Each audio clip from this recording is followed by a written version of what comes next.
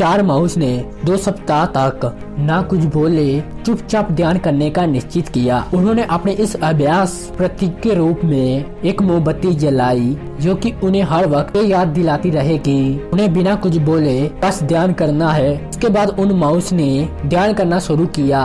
पहले दिन की रात होते होते मोमबत्ती टिमटिमाई फिर बुझ गई।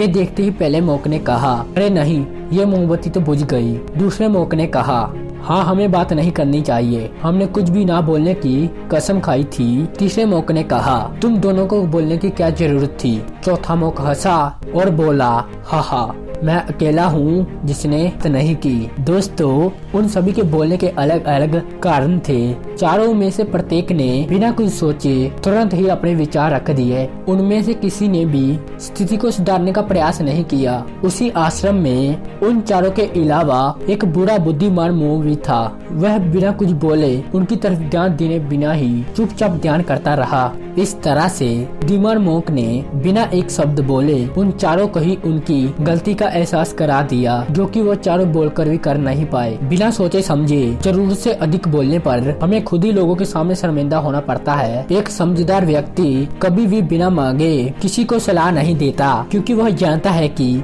बिना मांगे दी गई सलाह का कोई मतलब नहीं होता और ना ही सामने वाला सलाह को मानता है। लेकिन आजकल लोगों ने अपनी प्रॉब्लम बताई नहीं कि हम उन्हें सोल्यूशन देना शुरू कर देते हैं, जबकि 99% केसेस ने जब लोग हमसे अपनी प्रॉब्लम शेयर कर रहे होते हैं तो वो हमसे कोई सोल्यूशन नहीं सुनना चाहते, बल्कि वो सिर्फ यही चाहते हैं कि हम उनकी बातों को ध्यान से सुन लें। और इससे उन्हें समय के लिए शांति महसूस होती है, क्योंकि हम उन्हें जो सलाह देंगे ये उन्हें भी पता है।